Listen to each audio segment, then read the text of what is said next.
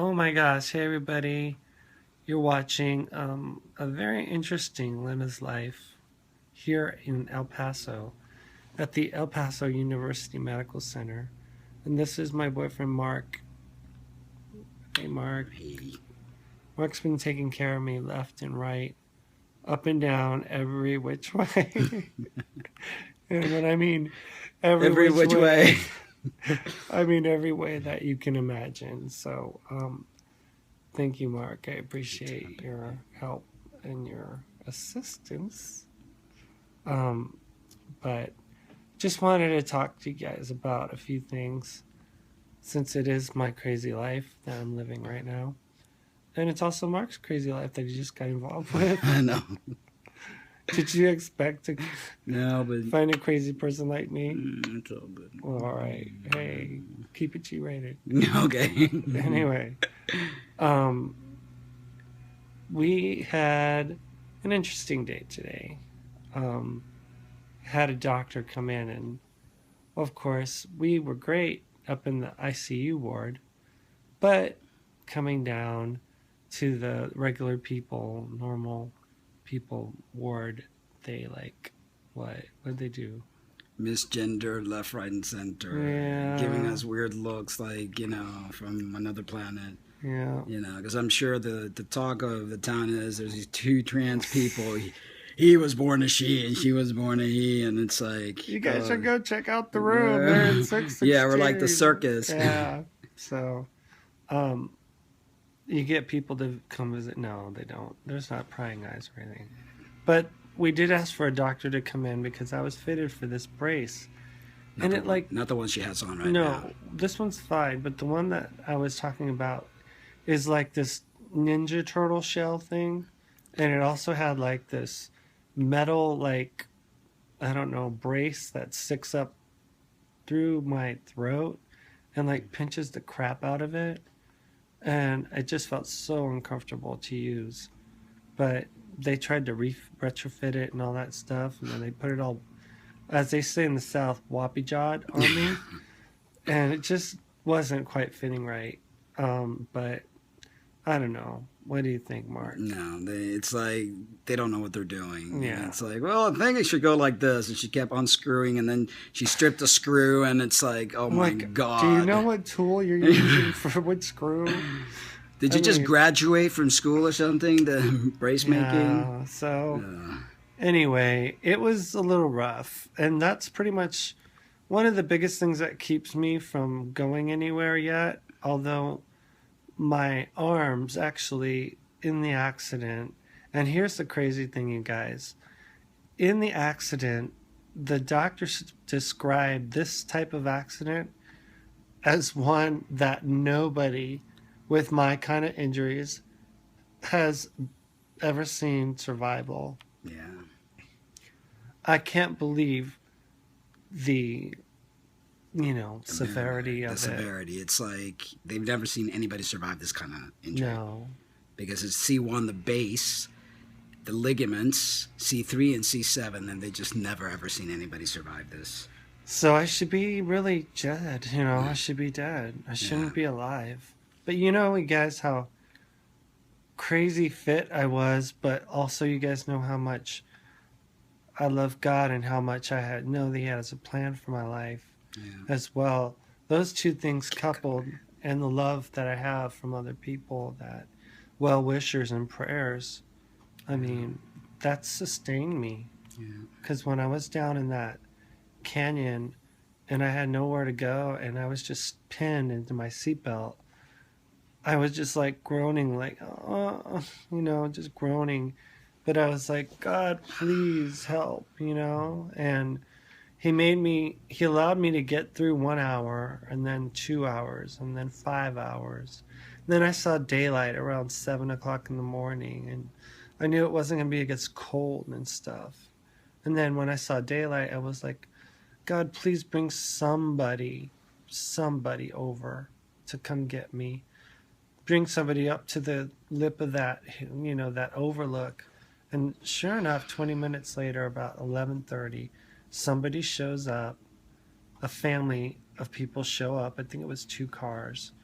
and these two women are laughing and stuff, and then I hear them, and then I started to like want to push on my horn, but the horn was shredded from the airbags going off and everything. So I just let out this yell like help. I mean, seriously, just as loud as I could get.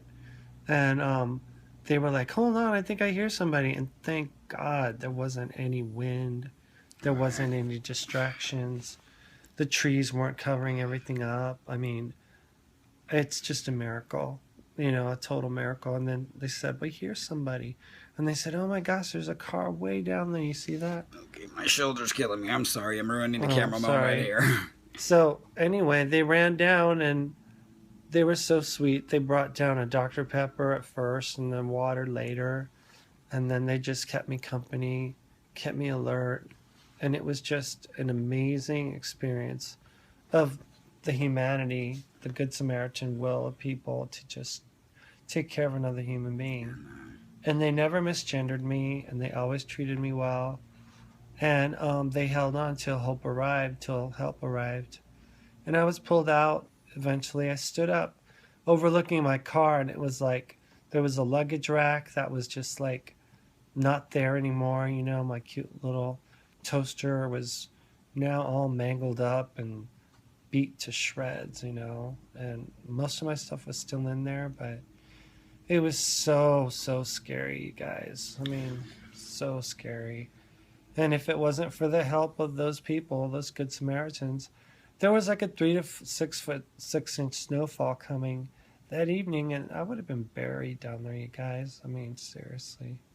So I am so utterly grateful, and I know that I've been spared for a reason, and I met Mark for a reason, and we've connected ever since, being here, and he's just been so sweet to me and taking care of me, like I said, every which way, and protecting me and watching out for me, being my advocate while I'm here, because he knows the medical system. He was an occupational therapist. So he knows all the ins and outs, good and bad, mostly bad, of medical care in the United States at this time. And he's helped me make some good decisions and helped me clean my butt. I don't know. We've got all the stuff out of the way between the farting. I mean, we've there's like not many things that are taboo anymore. 3 days we've got it all out of the way. The farting, and cleaning her butt, feeding her, everything. I mean, I had to urinate today, and it was not really the most interesting sight. But the nurse came back, and there I am with like this bucket in front of me, and I'm just like, Mark's holding it, and the woman is probably like, oh my gosh, those two gay guys or something.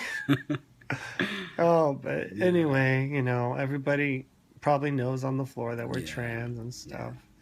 And the cool thing was that I have a nurse that was assigned to me today that probably I won't see again, but she has a trans boyfriend. Yeah.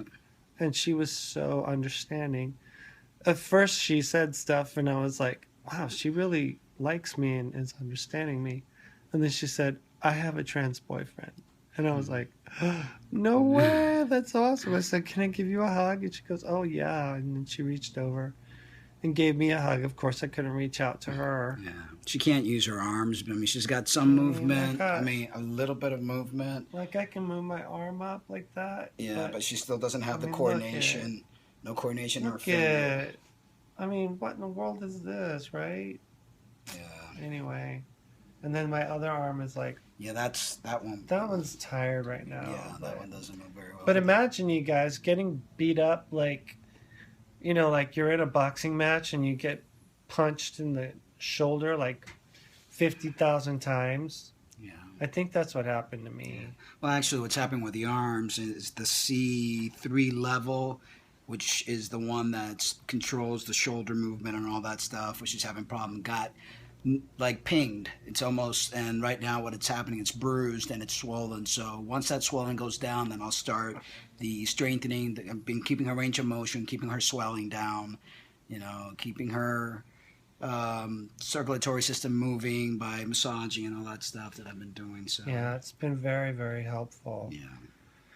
One other thing I wanted to talk to you guys about was I had a great friend, I thought, in Rebecca Campbell, and recently she just basically kind of proved her colors. And I know that a lot of us have had problems with her in the past, but I mean, I was really shocked when I confronted her, and there were some rumors that were being spread by her about Mark without any facts or anything, and I thought it was really tacky and unnecessary. So I like to confront, and I called her on it, and she chose to eventually just hang up on me and to unfriend me. So a lot of you know Rebecca that live in the Minnesota area, and she's helped me along, with my um, lawyer stuff back in Nashville, drove me all the way down there. And you guys know the issues that we've had to deal with and stuff with her. But I find it really unfortunate that she would have to show her true colors, and act out in that manner. Because when confronted, she just unfriended, and that's just too bad. I told her that I wished her well, and then I prayed God's blessings on her, regardless of how she felt about me. And then she followed up by texting me and telling me that she was going to check into some hospital. And everybody, people have been talking about how she needs help medically, hasn't had a therapist, and I mean, there's so many things going on with her, and I just choose not to be a friend at this time anymore because of the problems that I've faced with her. And I think one of the things about, dealing with this stuff is that we need all the positivity that we can get. Exactly. I mean, I need not an inch of any kind of condemnation or anything to stop or prohibit any kind of healing to happen.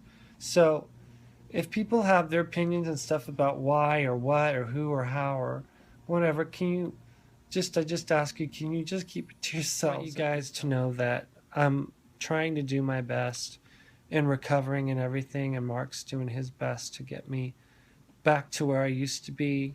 Obviously, I have torn ligaments in my what is it? In my cervical spine area. In my cervical spine area. Along with the C1, C3, C7 fractures of the vertebrae. And some thoracic fracture, or whatever that is. No, actually, you have a T6 bulge and herniation. Yeah. So basically, I can't do jib anymore. I can't do camera anymore. I can't do any heavy lifting anymore. I can't travel as much as I used to anymore because they just told me that if I were to get like another car accident, I'd be toast. Minimal. Should be, yeah. I'd be a vegetable. So it's life in the slow lane for Lynna. No more heavy, aggressive, exercise and stuff. And I'm usually a better camera person, but my shoulder's killing me. Is the position. Mark. It's okay. But I always draw these out way too long. How many minutes are we now? Yeah, 13:55. Yeah, it's a bit long. Yeah. Anyway, just wanted to give you guys a heads up on what's going on with me and Mark. Yeah. And until we talk to you guys later, love you guys. Love you, but remember to always love yourselves too. Bye-bye. Bye-bye. Bye.